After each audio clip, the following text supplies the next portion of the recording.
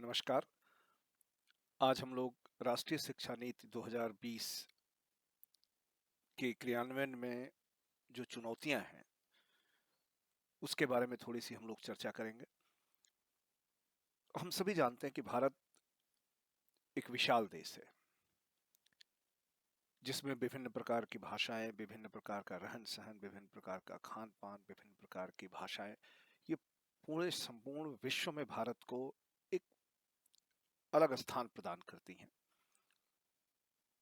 और ऐसे देश में एक समग्र नीति बनाना तो फिर भी आसान है, लेकिन उसका क्रियान्वयन अत्यंत कठिन है। उसके पीछे कारण है कि अगर हम देखें कि कोई नीति क्यों बनाई जाती है, नीति का निर्धारण क्यों होता है, कि जिसमें एक समग्र रूप में हम एक इस प्रकार की कोई व्यवस्था करने की बात करते हैं जो पूरे देश में समग्र रूप से लागू की जाए और बिना किसी भेदभाव, चाहे वो भाषा, क्षेत्र, लिंग, किसी भी प्रकार के भेदभाव से ये चीज ऊपर हो और सभी को समान अवसर शिक्षा का प्राप्त हो। और ये देश के जो सरकार है उस सरकार का उत्तरदायित्व भी है। हम देखते हैं कि 1968 में जब राष्ट्रीय शिक्षा नीति का पहली बार जब इम्प्लीमेंटेशन की बात आई तो सभी को यह पता था कि इतने बड़े देश में जहाँ पे विभिन्न प्रकार की विचारधाराएं होती हैं और विभिन्न प्रकार की चुनौतियां हैं, ऐसे परिस्थिति में इस प्रकार की किसी भी नीति को तो पहले तैयार करना जो सभी के लिए स्वीकार्य हो और फिर उसका सही प्रकार से क्रियान्वयन करना जिससे कि सभी का लाभ सब तक पहुंचे और जो उसके उद्देश्य हैं उन उद्देश्यों की प्राप्ति हो। राष्ट्रीय शिक्षा नीति जो 2020 में पारित हुई उसके बारे में भी हम एक बहुत महत्वाकांक्षी योजना है और जो निश्चित रूप से अगर इसका सही प्रकार से क्रियान्वयन इसकी मूल भावना के साथ किया जाए तो ये पूरे देश के लिए एक बहुत क्रांतिकारी कदम भी होगा। और हम सभी ये जानते हैं कि विभिन्न सरकारों ने इसका क्रियान्वयन प्रारंभ भी किया है। प्रारंभ प्रारंभ में बहुत सारी चुनौतियां हैं। जैसे जैसे इसका क्रियान्वयन आगे बढ़ रहा है लोग उसकी चुनौतियों को समझ पा रहे हैं, उसमें और क्या किया जा सकता है, नीतियों में और किस तरीके से उसको सुधारा जा सकता है। ये प्रक्रिया चलती रहेगी, कि लंबी प्रक्रिया है और जैसे जैसे इसका क्रियान्वयन आगे बढ़ेगा और भी कई सारी चीजें इसमें आएंगी और जिसको देखने की आवश्यकता होगी। लेकिन एक नीति बनाना एक विषय है और उसका सही प्रकार से क्रियान्वयन एक दूसरा विषय है। तो आज हम थोड़े से कुछ बिंदु लेकर के उस पर चर्चा करेंगे कि इसके जो क्रियान्वयन में चुनौतियां हैं क्या हो सकती हैं और फिर आने वाले समय में हम इसके निदान के तरीकों पर भी बात करेंगे कि किस प्रकार से उसका निदान किया जा सकता है, कैसे उसका सही प्रकार से सही उसकी मूल भावना के साथ उसका क्रियान्वयन जिससे कि उसके उद्देश्यों की प्राप्ति हो। हम प्रारंभ करें अगर भारतीय शिक्षा नीति 1968 से ही, तो एक जो सबसे बड़ी चुनौती रही है भारत में, और ये जो राष्ट्रीय शिक्षा नीति 2020 जो तैयार हुई है, इसकी ड्राफ्टिंग कमेटी के जो मुखिया थे डॉक्टर के कस्तूरी रंगन, हम सभी जानते हैं उनके बारे में। उन्होंने इसको उद्धृत किया है कि भारत में जो शिक्षा क्षेत्र है, शिक्षा का क्षेत्र हमेशा से आर्थिक रूप से बहुत ज्यादा सहयोग से नहीं प्राप्त रहा। बहुत ज्यादा आर्थिक सुदृढ़ता कम से कम शिक्षा क्षेत्र को नहीं मिली है। और यही कारण है कि हम जब 1968 में भी जब राष्ट्रीय शिक्षा नीति तैयार हुई तो उस समय भी जब लोगों ने इसका अध्ययन किया, एक बहुत बड़ा कार्य, विस्तृत कार्य होता है, तो उसके क्रियान्वयन में क्या चुनौतियां आ सकती हैं, उन चुनौतियों के लिए अर्थ की आवश्यकता होगी और आर्थिक संसाधन बहुत आवश्यक हैं अगर किसी इस प्रकार की नीति को हमें पूरे राष्ट्रीय स्तर पर उसका क्रियान्वयन करना है। तो उस समय भी लोगों ने ये कहा था कि अगर हमें सही सब अर्थों में राष्ट्रीय शिक्षा नीति को लागू करना है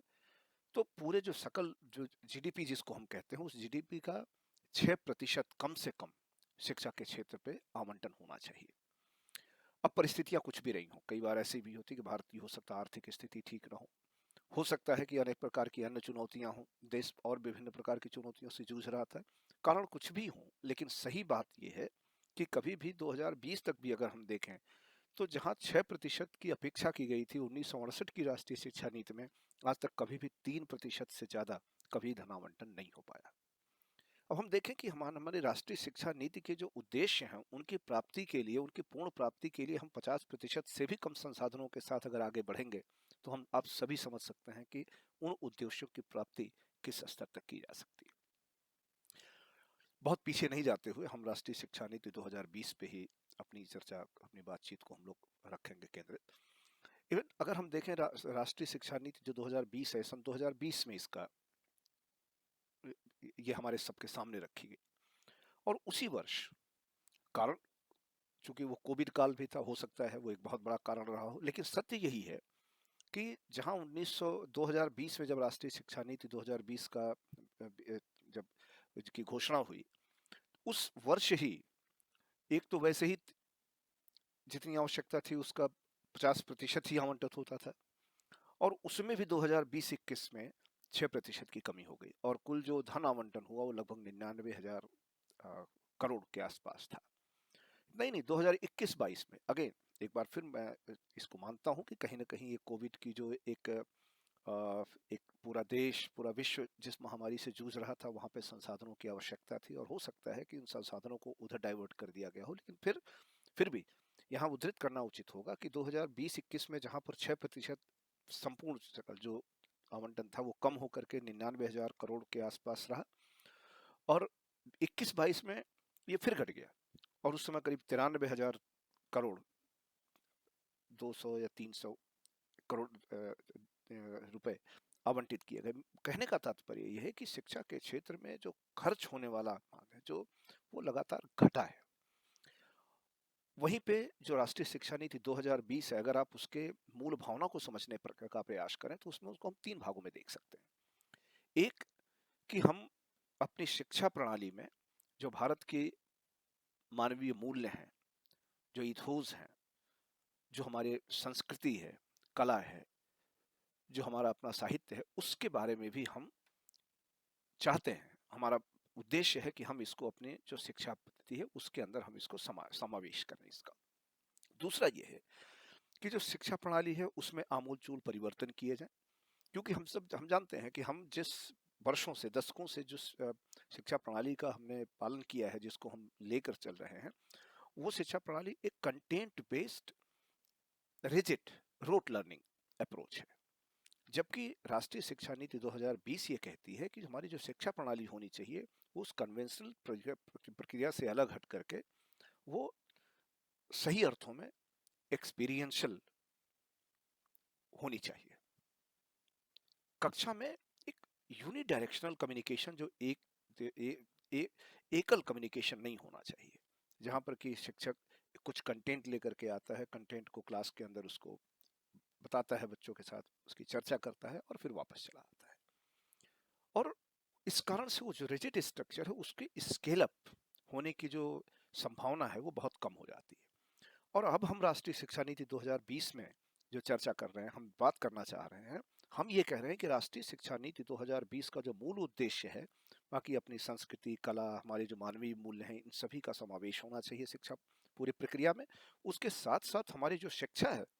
उस शिक्षा में जो हम पेडागॉगी जो फॉलो करेंगे, वो पेडागॉगी जो कंटेंट बेस्ड एक रिजिड रोट लर्निंग प्रोसेस हम फॉलो करते हैं, कन्वेंशनल जो हमारी अपनी है, उसमें परिवर्तित करके हम उसको एक्सपीरियंशियल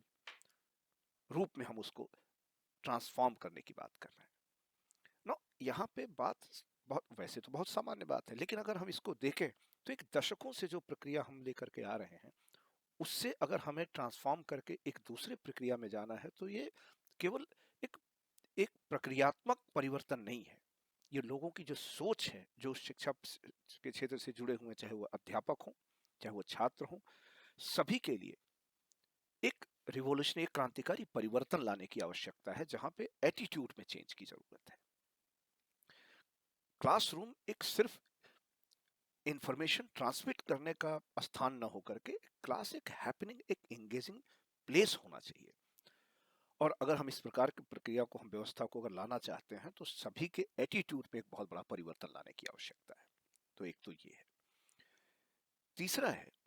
कि आप देखें कि नीति बनाना एक चीज है, लेकिन उसका क्रियान्वयन पूरी तरीके से एक अलग चीज है। जब नीति बनाई गई तो निश्चित रूप से कि नीति बनाने जो नीतियां राष्ट्रीय शिक्षा नीति तैयार हुई उसकी जो ड्राफ्टिंग है वो केंद्र सरकार ने की है। निश्चित रूप से उसमें बहुत सारे जो स्टेक होल्डर्स हैं, राज्य सरकारें हैं, उनके प्रतिनिधि, बहुत सारे लोगों ने उसमें अपना योगदान दिया है, अपने विचार अपने दिए हैं और उनको उसमें समाहित भी किया गया है। लेकिन अगर वैसे देखें तो इसका जो नीति निर्धारित की है वो तो केंद्र सरकार की अध्यक्षता में हुई है, लेकिन शिक्षा राज्य का विषय है और बहुत सारे शिक्षण संस्थान हैं वो राज्य सरकार के अधीन होते हैं। तो राज्य सरकारों की जब तक सक्रिय भूमिका इसमें नहीं होगी तब तक नई शिक्षा नीति का जो एक क्रियान्वयन है वो एक बड़ी चुनौती होगा। तो एक तो ये है। दूसरा, हमने बात करी फंडिंग की कि राष्ट्रीय शिक्षा नीति इस स्तर पर आप देखें कि भारतवर्ष एक ऐसा देश जहां पर कि 19 लाख से ज्यादा स्कूल है, जहाँ पे लगभग 24 करोड़ से ज्यादा छात्र, इसमें स्कूल की बात कर रहा हूँ, अभी मैं उच्च शिक्षण संस्थानों की बात नहीं कर रहा। अगर हम स्कूल स्तर पर देखें तो स्कूल स्तर पे ही लगभग 19 लाख से ज्यादा स्कूल पूरे देश में है, लगभग 24 करोड़ से ज्यादा छात्र उसमें नामांकन उनका है, 89 लाख के आसपास उसमें शिक्षक हैं। इतने बड़े सेटअप में और जो नई शिक्षा नीति 2020 जो ये कहती है कि 100% GR होना चाहिए, ग्रॉस एनरोलमेंट रेशियो होना चाहिए, अगर हम इसको मान के चले और तो जो नए छात्र जुड़ने वाले हैं 2030 तक, उस एक ये भी है उसका गोल, उसको अचीव करने का। तो अगर हम 1:35 का अनुपात शिक्षक और छात्र का लेके चले तो 2030 तक लगभग हमें 7 मिलियन शिक्षकों की आवश्यकता होगी। और आप देखें इतने नए छात्रों को एकोमोडेट करने के लिए क्या हमारे पास इंफ्रास्ट्रक्चर होगा, ये एक बहुत बड़ी चुनौती है। तो निश्चित रूप से महत्वाकांक्षी योजना है और इसको अगर सही रूप में हम इसका क्रियान्वयन कर पाए तो देश के लिए एक नई दिशा प्रदान करने वाला कदम यह है। लेकिन फिर करें क्या? अगर हम उच्च शिक्षण संस्थानों में आए तो अभी देश में मैं AISHE की 2019 की रिपोर्ट देख रहा था, उसके अनुसार और 2 साल में और कुछ ना कुछ बढ़ा होगा। अगर आप देखें तो उसके हिसाब से भारतवर्ष में लगभग 1000 से ज्यादा विश्वविद्यालय हैं, लगभग 39,750 के आसपास महाविद्यालय हैं, 10,750 से कुछ ज्यादा स्वायत्तशासी संस्थान है ना, और लगभग 3.25 करोड़ के आसपास छात्र इन उच्च शिक्षण संस्थानों में नामांकित हैं। अब देखिए इतना बड़ा सिस्टम, इतना बड़ा सेटअप लेकर के उसमें जो तीसरा मुख्य बिंदु है, पहला तो मुख्य बिंदु था हमारा कि वैल्यू सिस्टम उसमें एंगेज, हमारी कल्चर वैल्यू इनको पढ़ने का, इनको इसके बारे में भी जानकारी दी जाए। दूसरा से हमारा जो लक्ष्य है कि हम शिक्षा को एक जो हमारा पारंपरिक तरीका है जिसमें कंटेंट बेस्ड एक रिजिड रोट लर्निंग प्रोसेस है, उससे हम एक्सपीरियंस लर्निंग की ओर आए, क्योंकि हमारा जो कन्वेंशनल प्रोसेस है उसको स्केल अप करने की जो प्रोबेबिलिटी है वो बहुत कम है, लगभग नहीं के बराबर है। यह नया सिस्टम इसको स्केलिंग करने के। तीसरा जो इसका लक्ष्य है कि हम शिक्षा को रोजगार परक बनाए, और शिक्षा को रोजगार परक बनाने का मतलब ये हुआ कि जो जब छात्र अपने पाठ्यक्रम को जिस भी, चाहे वो स्नातक स्तर पे हो, चाहे वो परास्नातक स्तर पर हो, चाहे वो वाचस्पति PhD कर रहा हो, जब भी अपने पाठ्यक्रम को कंप्लीट करे और बाहर निकले संस्थान से, तो वो ऐसी स्किल, ऐसा कला कौशल उसके अंदर होना चाहिए कि तत्काल उसको किसी भी व्यावसायिक प्रतिष्ठान में उनकी आवश्यकता के अनुसार एक रेडी टू डिलीवर रिसोर्स तैयार हो ना। जब जैसे ही हम इस बात को करते हैं, ये ऐसी चीज है कि रिसोर्स तैयार करना एक, और अगर हम ये कर पाए तो हमारी जो बेरोजगारी की समस्या है पूरे देश की, उसको हम बहुत हद तक उसको हम दूर कर सकते हैं। चाहे कोई रोजगार करना चाहे, चाहे कोई अपना स्वयं का कुछ स्वरोजगार उत्पन्न करना चाहे, शुरू करना चाहे, तो उसके लिए सरकार की बहुत सारी योजनाएं इस समय है और सरकार ने इसको बहुत प्रमोट किया है। लेकिन समस्या इस बात की है कि स्किल तो हमने, लेकिन अब इसमें सबसे बड़ी चुनौती है कि अगर आप स्किल बेस्ड करने की बात कर रहे हैं तो स्किल देगा कौन? शिक्षक होने चाहिए आपके, क्योंकि हमारे छात्रों के साथ तो शिक्षकों का ही हो। अब अगर शिक्षक है तो क्या हमारे पास शिक्षक जो है उनको इस स्तर का प्रशिक्षण प्राप्त है कि वो जो नई तकनीक है, जो नई चीजें आ रही हैं उनके बारे में, एक कि उनको ज्ञान हो और उनका प्रशिक्षण हो जिससे कि वो समझ करके उसका इम्प्लीमेंटेशन कर पाए, और तीसरा संस्थानों के अंदर वो आधारभूत ढांचा होना चाहिए कि जब एक प्रशिक्षण प्राप्त करने के बाद जब एक शिक्षक अपने संस्थान में जाता है तो वो उस सीखी हुई चीज को उसके आगे एक्सप्लोर कर पाए, क्योंकि एक्सप्लोर करके और फिर छात्रों के सामने उसका डिमॉन्स्ट्रेशन करे, जिससे कि छात्र भी उससे प्रेरित हों और फिर अपनी प्रयोगशाला में जाकर के उस प्रयोग को करने का प्रयास करें, जिससे कि उनके अंदर एक सीखने की, कुछ करने की इच्छा उत्पन्न हो। क्योंकि जब तक कोई चीज, आप जानते हैं कि जब तक कि कोई भी चीज आज के छात्र को प्रभावित नहीं करती और खुद वो उससे प्रेरित नहीं होता, तब तक किसी नई चीज को नहीं सीखा जा सकता। तो एक तो ये चुनौती। अब इसमें आता है कि अगर आप शिक्षक को प्रशिक्षण देना चाहेंगे, प्रशिक्षण कौन देगा? निश्चित रूप से आपको कोई ना कोई विशेषज्ञ, कोई दक्षता प्राप्त जो संस्थान है वहां जाना पड़ेगा। प्रशिक्षण में धन लगता है। एक बार जब वो शिक्षक प्रशिक्षित होकर के आएगा, अपने अपने संस्थान में जब उसको उसके ऊपर प्रशिक्षण प्रदान करने का प्रयास करेगा, तो वहां पे इंफ्रास्ट्रक्चर, आधारभूत ढांचा चाहिए। इन सब चीजों में कुल मिलाकर के अर्थ इन्वॉल्व हो जाता है, नंबर एक। नाउ सरकारों के लिए हमने पिछले करीब सन 1968 32 लगभग 54-55 साल में हमने देखा है कि लक्ष्य भले ही हमारा निर्धारित रहा हो कि 6% हमारा जो सकल घरेलू उत्पाद है उसका 6% खर्च होना चाहिए, लेकिन हम आज तक नहीं कर पाए। क्यों नहीं कर पाए? क्योंकि समय के अनुसार, परिस्थितियों के अनुसार सरकारों की अपनी जो वरीयताएं बदलती हैं, परिवर्तित होती हैं। कभी बाढ़ आ गई, कभी कोरोना जैसी समस्या उत्पन्न हो गई। 70 के दशक में हम सभी जानते हैं जब देश के अंदर अनाज का संकट था। तो इस प्रकार की परिस्थितियां हमेशा उत्पन्न होंगी, होती रहती हैं। कई बार वो आंतरिक कारक हो सकते हैं, कई बार वो बाह्य कारक होते हैं, कई बार अंतर्राष्ट्रीय परिस्थितियां परिवर्तित होती हैं, उनके कारण सरकारों पर बोझ आता है। जैसे अब अगर तेल उत्पाद कम अगर आयात कर रहे हो, उसकी कीमतें अगर बढ़ती हैं, तो कहीं ना कहीं वो प्रत्येक क्षेत्र जो है उससे प्रभावित होता है। तो कहने का तात्पर्य है कि सरकार का जो बजट है वो डाइवर्ट किसी और डायरेक्शन में हो जाता है। इसके कारण जो शिक्षा का क्षेत्र है वो हमेशा से कहीं ना कहीं ऐसा लगता है कि थोड़ा सा जो वरीयताएं सरकार की हैं उनमें कहीं ना कहीं नीचे हो जाता है, और ये होगा। तो दूसरा विकल्प क्या है? हमने जैसे हमने कहा कि 1000 से ज्यादा विश्वविद्यालय हैं, लगभग 40,000 39,750 या उससे ज्यादा महाविद्यालय हैं, 10,750 से ज्यादा स्वायत्तशासी संस्थाएं हैं। इसमें लगभग 70% संस्थान ऐसे हैं जो प्राइवेट सेक्टर ओन करता है जिसको, और जितने छात्र इनमें एनरोल्ड हैं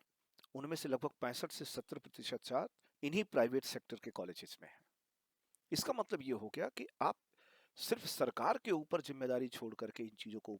ले पाना बहुत मुश्किल है। तो कहीं ना कहीं एक ऐसा इकोसिस्टम बनाने की जरूरत है, इकोसिस्टम को हमें स्ट्रेंथन करने की जरूरत है, जहां पर कि प्राइवेट जो सेक्टर है